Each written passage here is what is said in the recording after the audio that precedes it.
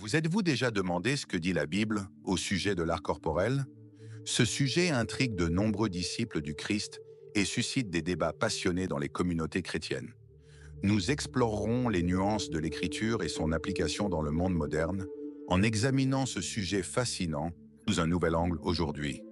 Les tatouages constituent-ils une forme d'expression artistique compatible avec le christianisme?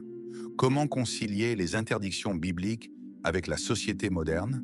Ces questions exigent une analyse minutieuse qui tient compte du contexte historique et de la compréhension contemporaine de la Bible. Le Lévitique 19, 28, qui interdit expressément les tatouages, est le premier arrêt sur le concept biblique des tatouages. Il stipule clairement: ne fais pas d'incision sur ton corps en l'honneur d'un mort et ne te tatoue pas toi-même. Ce verset semble initialement clore la conversation. Mais en y regardant de plus près, on s'aperçoit qu'il y a des couches de signification qui dépassent l'évidence de la surface. Il est essentiel d'étudier le contexte historique de l'ancien Israël pour comprendre complètement ce chapitre. Les tatouages étaient fréquemment associés au culte des idoles et au paganisme à cette époque. La directive divine visait à préserver l'identité distincte de la nation et sa dévotion exclusive à Dieu, tout en la protégeant de l'influence des pays environnants. Il est intéressant de noter que ce même chapitre du Lévitique contient d'autres commandements auxquels la plupart des chrétiens modernes n'adhèrent pas rigoureusement, comme l'interdiction de se raser le côté ou de porter des vêtements faits de deux types de tissus différents. La question se pose donc de savoir comment ces règles archaïques doivent être appliquées à la société moderne. L'interprétation des textes, ou herméneutique, nous aide dans notre mission. Le célèbre spécialiste de la Bible, le Dr. Ken Gore, a notamment déclaré: « La Bible a été écrite pour nous, et non pour nous. » Plutôt que d'appliquer des normes hors de leur contexte, cette divergence mineure nous aide à trouver les concepts intemporels qui se cachent derrière ces normes. L'interprétation des règles de l'Ancien Testament change considérablement lorsque nous examinons le Nouveau Testament. Au lieu d'une conformité légaliste à des normes externes, Jésus et ses disciples soulignent l'importance du cœur et des motivations. Dans ses lettres, Paul parle régulièrement de l'émancipation des chrétiens par rapport aux anciennes restrictions cérémonielles. Il affirme que nos corps sont des sanctuaires de l'esprit dans 1 Corinthiens 6, 9, 20, un verset qui revient souvent dans cette discussion. Certains y voient un obstacle implicite à l'ancrage. De manière plus générale cependant, il semble que Paul parlait d'immoralité sexuelle plutôt que de changement physique. La diversité des cultures qui caractérisent le christianisme primitif peut nous apprendre beaucoup de choses. Paul a insisté sur le fait que suivre le Christ n'exigeait pas que les païens convertis adoptent tous les aspects de la culture juive. Ce point de vue ouvert nous invite à considérer les façons dont les manifestations culturelles, comme les tatouages, peuvent être modifiées et élevées au service de Dieu. Isaïe 49, 16 contient une image intéressante de Dieu qui mérite d'être notée. « Je t'ai marqué sur les paumes de mes mains ». Malgré l'utilisation d'une métaphore, cela suggère que Dieu ne considère pas l'idée de marque permanente comme un péché. Mais la sagesse nous conseille de considérer très attentivement les effets de nos choix. Dans certaines circonstances culturelles, le fait d'avoir un tatouage permanent peut entraver notre capacité d'observation. Afin d'éviter que d'autres n'abandonnent leur foi, Paul nous met en garde contre l'abus de notre liberté. Un fait important qui apparaît clairement lorsque nous examinons cette question est que la croyance chrétienne est adaptable et peut s'adapter à différentes circonstances culturelles tout en conservant ses principes fondamentaux. L'interprétation de l'Écriture doit être basée sur un sens aigu du discernement qui découle de l'amour, de la justice et de la grâce divine. L'évolution historique de cette pratique est une considération cruciale dans l'examen de la question biblique des tatouages. Dans les sociétés antérieures, les tatouages avaient diverses connotations symboliques, allant des symboles religieux aux marques d'identité tribale. Par exemple, dans l'Égypte ancienne, ils étaient souvent associés à des techniques de défense spirituelle et de guérison. Il est nécessaire de considérer les restrictions énoncées dans le Lévitique dans le cadre plus large des règles de sainteté du peuple juif. Le peuple de Dieu devait être tenu à l'écart des nations païennes environnantes grâce à ces règles.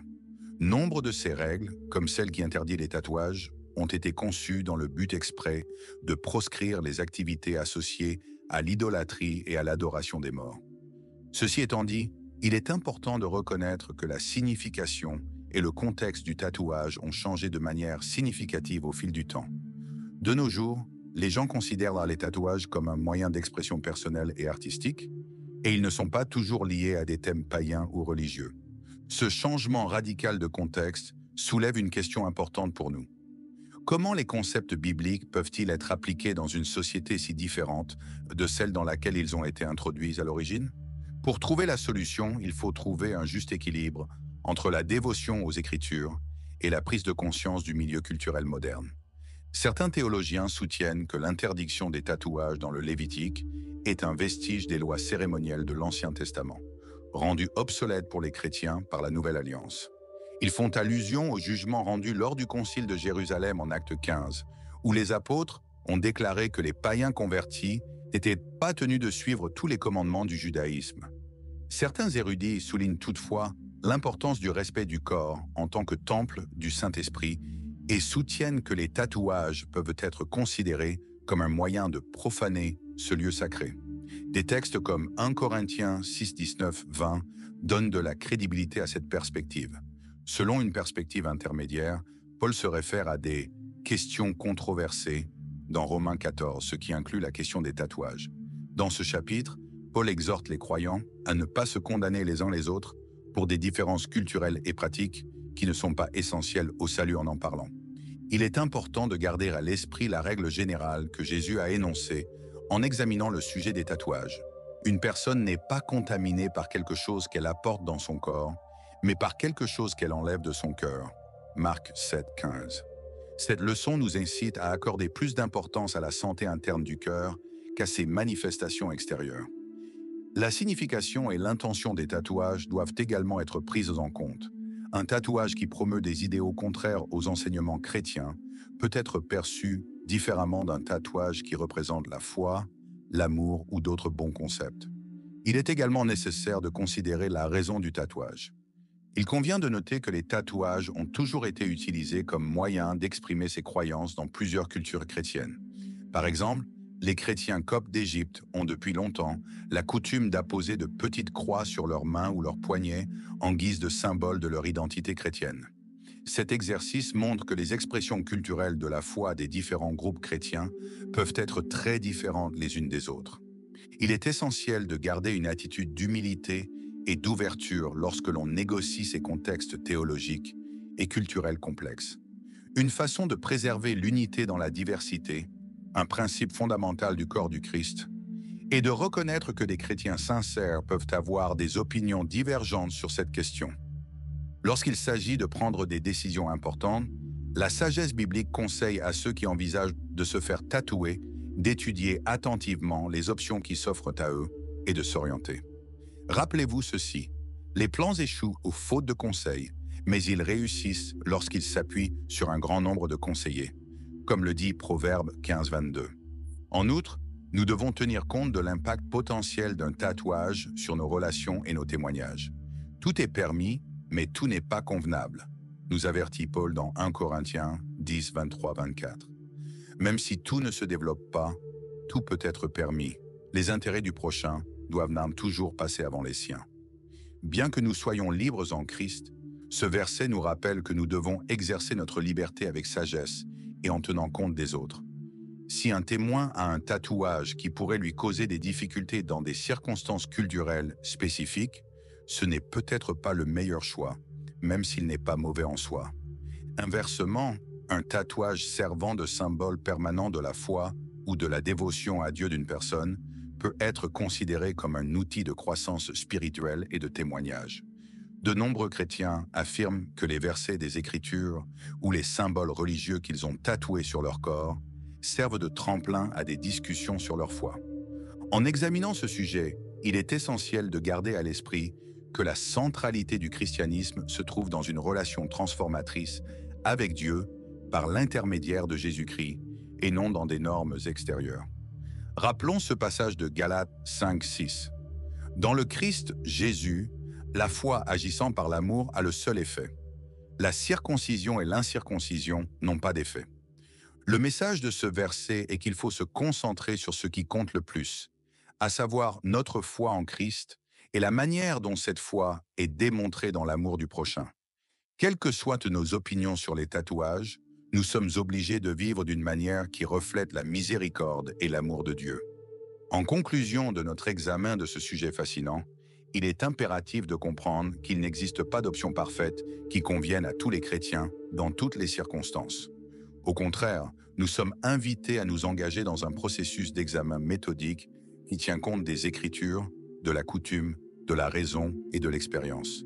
Il incombe à ceux qui décident de se faire tatouer, de respecter Dieu, de traiter leur corps comme le temple de l'Esprit Saint.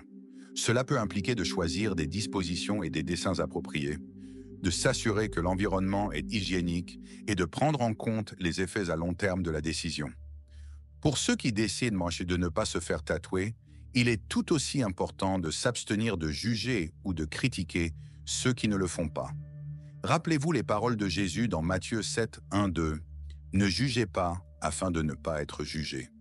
L'aune que vous utilisez pour vous mesurer sera utilisée pour vous juger, tout comme vous critiquez les autres. » En fin de compte, la discussion sur les tatouages nous pousse vers un processus de discernement spirituel plus approfondi. Comment aborder les difficultés de la vie moderne tout en adhérant aux enseignements bibliques? Comment articuler qui nous sommes en Christ d'une manière qui soit fidèle à la Bible et pertinente pour notre culture? Alors que les chrétiens tentent de vivre leur foi dans un monde en constante évolution, ce sont des questions que nous devons tous essayer d'aborder. La beauté de l'Évangile réside dans sa capacité à traverser les époques et les civilisations, en fournissant des leçons intemporelles qui s'appliquent à une variété de situations. Avec un peu de chance, cet examen de la perspective biblique sur les tatouages peut nous inciter à lire la Bible plus attentivement et à appliquer ses enseignements à nos vies de manière plus obéissante. Par-dessus tout, j'espère que nous pourrons créer une communauté religieuse qui incarne la compassion du Christ en toutes circonstances, qui respecte la différence et qui fait preuve de discernement. J'aimerais que vous réfléchissiez à votre propre cheminement religieux. Au cours de votre cheminement chrétien, comment avez-vous traité des questions culturelles comparables? Quels principes bibliques ont influencé vos décisions dans les domaines où la Bible n'est pas claire? Pour notre croissance et notre encouragement mutuel, le partage de nos expériences et de nos points de vue peut être une grande ressource. N'oubliez pas que, malgré nos désaccords sur des questions sans importance, notre unité en Christ les transcende tous. Je vous encourage cordialement à vous abonner à notre chaîne pour d'autres études bibliques approfondies comme celle-ci, si ce contenu a élargi vos connaissances et suscité de nouvelles idées.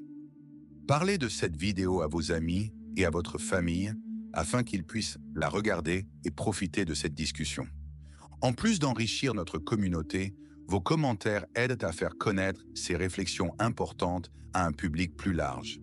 Collectivement, nous avons la capacité de cultiver un discours positif et courtois sur des questions religieuses et culturelles pertinentes. J'apprécie sincèrement votre présence et votre participation à cette quête spirituelle. Alors que nous nous efforçons de vivre des vies qui exaltent Dieu dans tous ses aspects, que la bonté et la sagesse de Dieu nous guident. Que vos cœurs et vos esprits soient protégés par la paix de Dieu, qui dépasse l'entendement, en Jésus-Christ. Que Dieu vous bénisse abondamment et vous garde en bonne santé pour la vidéo à venir.